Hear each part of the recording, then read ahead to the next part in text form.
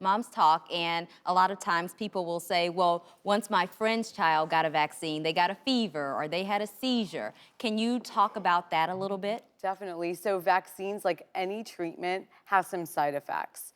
And the percentage of children that have been shown to get febrile seizures is a very small amount, less than 1%.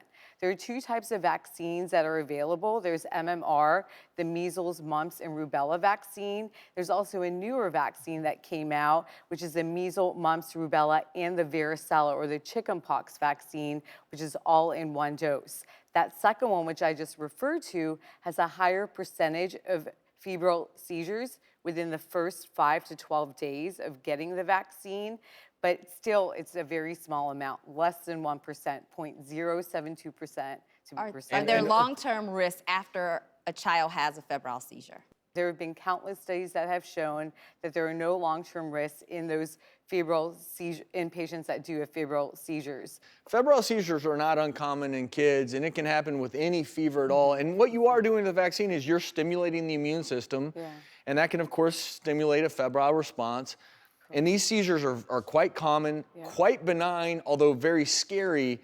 But I think just to bring the conversation full circle, because you know, everyone has their own perspective. I want to ask you, Heather, because you've been listening to this, like probably countless other mothers and fathers out there.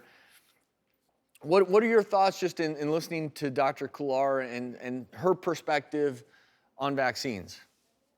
I think that obviously she's very educated on the vaccines as well as many doctors who I've talked to as a parent, because I haven't just taken one doctor into account. I've talked to many, and Rady Children's Hospital here in San Diego, and you know, it's hard because you talk to him and he says the same things, that the febrile seizures are a normal reaction. I think it would be really hard, regardless, to be a parent of someone who your child goes in. I mean, even if you yourself went in and got a shot and had a febrile seizure, going back for another shot and then go to grade school, I now have to have, you know, 40 more of these shots to stay in school in California, and I might have a seizure every time. I still think that's such a hard reality.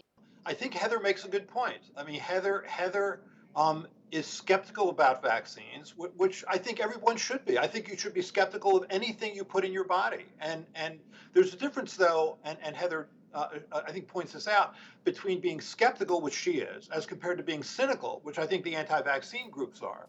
I mean, the only thing I disagree with Heather, when she says that there really isn't much science to answer her questions about aluminum or formaldehyde or mercury, I think there are abundant studies really to answer that question. So I mean, hopefully people like Heather, when they see those studies, will be reassured that people are responding to her concerns about vaccines, and that should then lessen her concerns, and she would be more comfortable getting them.